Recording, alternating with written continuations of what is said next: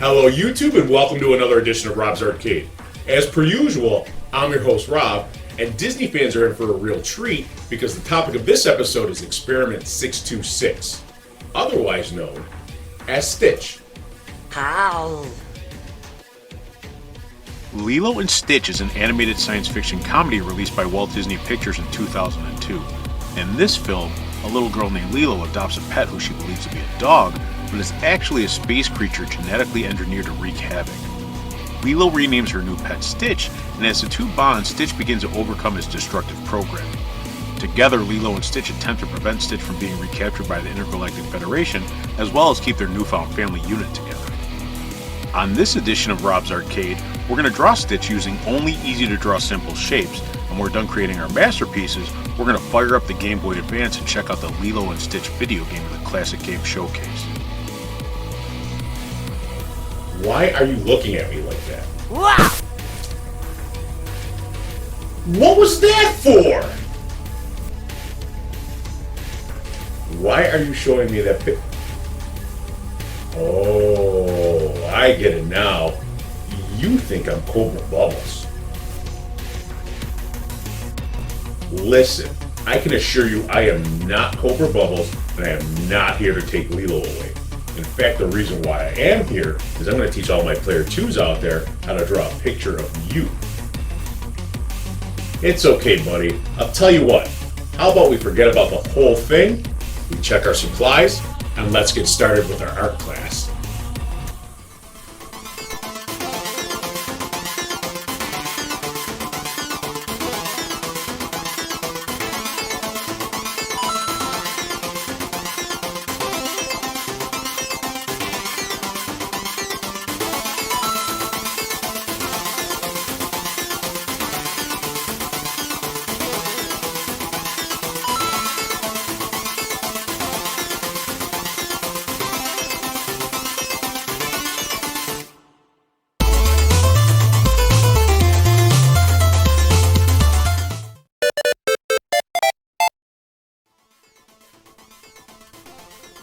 Okay, player 2s, let's draw Stitch. We're going to use the same process we always use. First step, guideline step. We're going to press very, very lightly with our pencils because eventually we're going to have to go in and we're going to erase all these lines. Very lightly, first thing we're going to do is we're going to draw a circle. We'll try to make the circle right in the middle of our paper because we want to have a little bit of room on the sides for some more of the details. After we're done with the circle, we're going to draw a very, very light line right down the middle of our circle, splitting the circle in half. After that, we're going to take our original circle that we did, kind of extend it a little bit here, and curve it down to the bottom. We're going to do the same thing on the other side, so we're going to try to make one giant gumdrop shape. Okay, we're going to try to make it as even as we can make it. I look like I went a little far there, but I'm going to fix that very, very momentarily.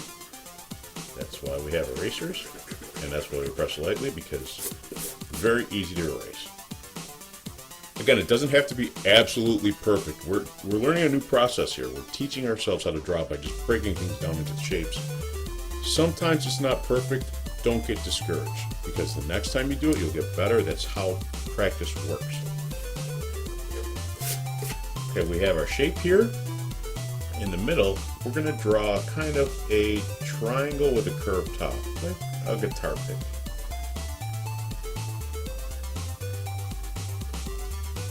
That will be for Stitch's nose. Inside of there, two small curves that go downwards for his nostrils. Then starting right about here, where our circle curves, we're going to draw a little slightly curved line, kind of like a backward C, but just a little bit less. Then we're going to curve this line around right underneath where the nose is, and then end it about right where the circle curves up there again. Again, just one curve right around there. Then starting a little bit past where circle first started. We're going to do a curve all the way down in a row. We're not going to touch the circle, we're just going to follow where we put our guidelines for that. So as you can see right now we have Stitch's nose and mouth. Two slight curves over here for details. And then on the side right next to the nostril, we're going to draw a curve. It's kind of like an upside down letter U, and then a little curve on the bottom. Okay, we're going to do the same thing on the other side, and we're going to try to make it even so it looks exactly the same size. Sometimes that's a little bit difficult, as I just went a little bit too far right there. Again, even I make mistakes, so letter U, and then curve it up here. The way that we're drawing Stitch is kind of like his head is just a series of like gumdrop shapes. So everything should look like a different shape gumdrop, excuse me. So like right here, right there, we have our shapes. But we're going to eventually end up turning these in when we add all the details and stuff. It's going to look amazing when we're done. At the top right here, we're going to do one curved triangle that goes backwards like this, one slightly larger one right there, and one slightly smaller one right there. So that would be for his hair. Another curve right there, and another curve right there. Now this may be the most difficult part of this whole drawing, and even then it's not that difficult. On a scale of 1 to 10, I'd say it's probably about a 5. We're going to draw the eyeballs. The Stitch's eyeballs are kind of an odd shape, so we're going to first start with a circle, and the circle is going to be closer to the side of his head than the middle of his face. A circle right there. Inside these circles, we're going to draw a smaller circle for a highlight, right there and right there. Then at the end, we're going to start right about here, go along our circle, bring it down to a point, curve it a little bit, and connect to this. Okay, I know I went kind of fast, so we'll do the same thing on the other side.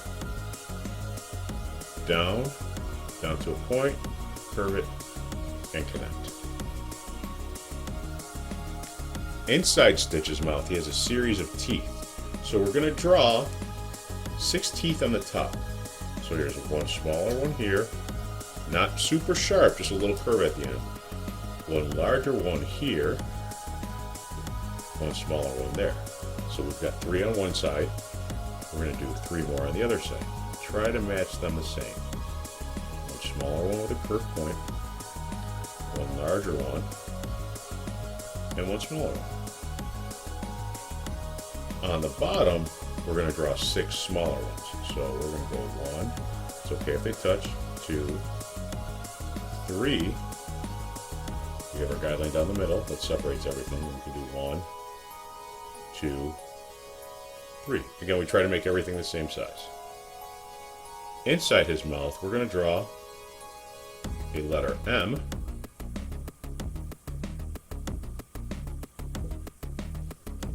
And then we have Stitch's mouth.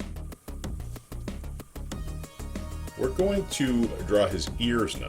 So this is very, very easy too, because what we're going to do is we're going to just draw, starting right here, we're going to draw a curve, bring it up, and around to here. That's why I said leave a lot of space at the top of your paper. We're going to try to do the same thing over here. We're going to try to make the ears both the same size, like so.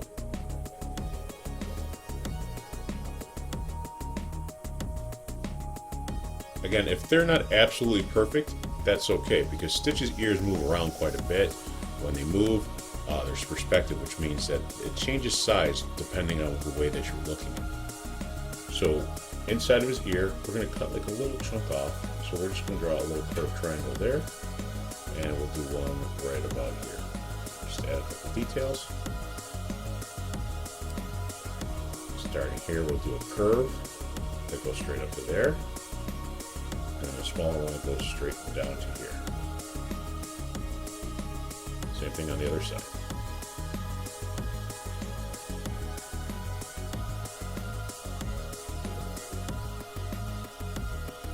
And there you go. We are almost done with the guideline step of Stitch. We can actually skip the next step, which would be the detail step, because the majority of Stitch's details are already done.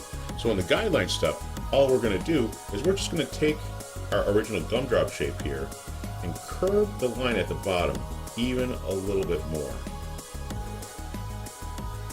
So we give it a little bit more of a rounded shape. Again, the guideline step is just to kind of show us how to place all the shapes that we're drawing and put them together. So right now, we have a pencil drawing of Stitch. We need to just add a little bit of thickness right here for his eyebrows.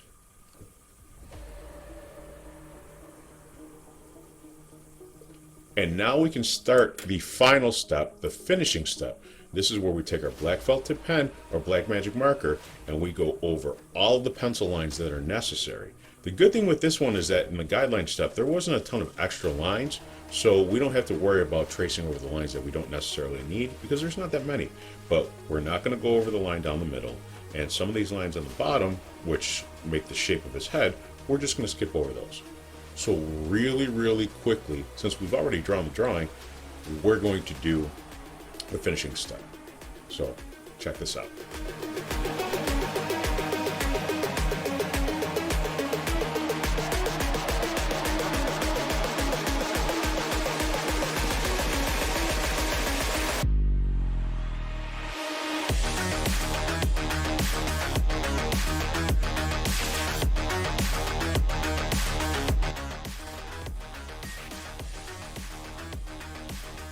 And there you go, Player 2s.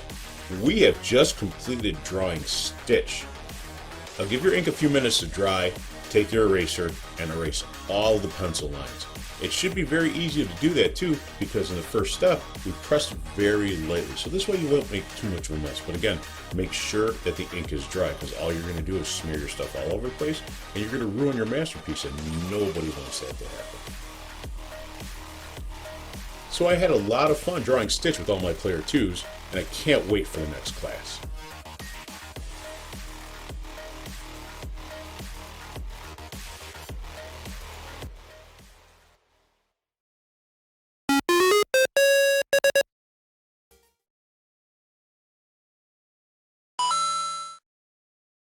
On this episode of the Classic Game Showcase, we're going to spend a little bit of time with Lilo and Stitch for the Game Boy Advance. This side-scrolling run-and-gun title was released in 2002 by Digital Eclipse and Disney Interactive, and is an absolute blast to play. The story of this game takes place after the original film. Lilo is kidnapped by an extraterrestrial bounty hunter who plans to use her as food for his genetically modified mosquito army, and it's up to Stitch to save her.